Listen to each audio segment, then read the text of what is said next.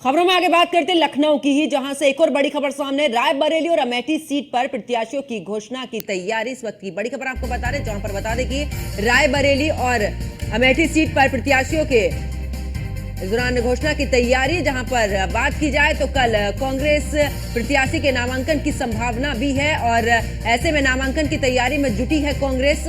इतना ही नहीं, अगर बात करें तो रायबरेली और अमेठी सीट पर प्रत्याशियों के लेकर भी इस दौरान अमेठी से राहुल और रायबरेली से प्रियंका गांधी हो सकती हैं प्रत्याशी। कल कांग्रेस प्रत्याशी के नामांकन की भी संभावना है और नामांकन की तैयारी में कांग्रेस जुटी हुई है। तो इस वक्त की बड़ी खबर आपको बता दें, जहां पर रायबरेली और अमेठी सीट पर प्रत्याशियों की घोषणा की तैयारी।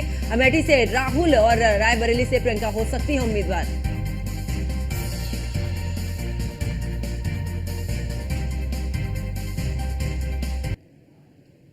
और ज्यादा जानकारी के लिए हमारे संवाददाता एसके वाजपेयी एक बार फिर से हमारे साथ में लाइव जुड़ चुके हैं। एसके, अगर बात करें, क्योंकि अमेठी और रायबरेली को लेकर कांग्रेस की तरफ से तस्वीर क्लियर नहीं हो रही, ऐसे में कयास लगाए जा रहे हैं कि अमेठी से राहुल गांधी और रायबरेली से प्रियंका गांधी उम्मीदवार हो सकते हैं। बिल्कुल निश्चित तौर पर, क्योंकि अगर हम देखें तो रायबरेली अमेठी कांग्रेस का गढ़ मानी जाती रही हैं। इन दोनों सीटों पर कांग्रेस हमेशा बेहतर परफॉर्म करती रही है। अगर हम पिछले 5 चुनावों की बात करें तो रायबरेली से कांग्रेस अध्यक्ष रही सोनिया गांधी लगातार सीट जीतती रही हैं। वहीं अगर हम अमेठी की बात करें तो ये सीट 2000 के बाद से लगातार राहुल गांधी के पास थी। हालांकि पिछले 2019 के चुनाव में राहुल गांधी ये सीट स्मृति ईरानी से हार गए थे। तो निश्चित तौर पर इस बार भी इन दोनों सीटों को लेकर कांग्रेस खासी उत्साहित है और लगातार इसको लेकर रणनीति बनाई जा रही है। क्योंकि उत्तर प्रदेश में समाजवादी पार्टी के साथ कांग्रेस गठबंधन में है, तो इसलिए दोनों दल लगातार फूक फूक कर कदम रख रहे हैं।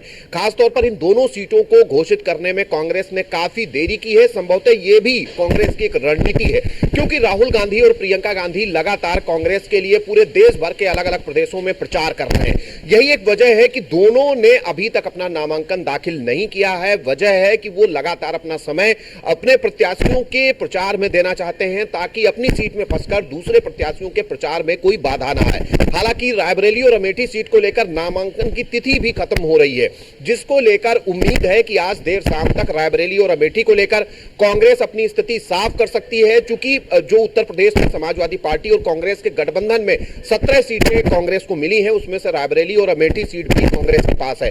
और कांग्रेस को की जा रही है कि गांधी परिवार से ही दोनों सीटों पर प्रत्याशी होंगे, क्योंकि लगातार जो जिले के पदाधिकारी और कार्यकर्ता हैं वो मांग कर रहे हैं कि गांधी परिवार का व्यक्ति ही इन दोनों सीटों से मैदान में उतरे और ये सीटें जीते। तो ऐसे में आज उम्मीद है कि देर शाम तक कांग्रेस इन दोनों सीटों पर अपने पत्ते खोल देगी और कल संभवतः कांग्रेस के प्रत्याशी दोनों सीटों से नामांकन करेंगे। हालांकि उसके लिए थोड़ा इंतजार जरूर करना होगा और कहीं न कहीं चीजें स्पष्ट होती हुई दिखाई दे रही है कि कांग्रेस के सामने भी चुनौती है इन दोनों सीटों को जीतने की और ऐसे प्रत्याशी उतारने की जो सीटें जीतकर कांग्रेस की झोली में डाल सकते हो।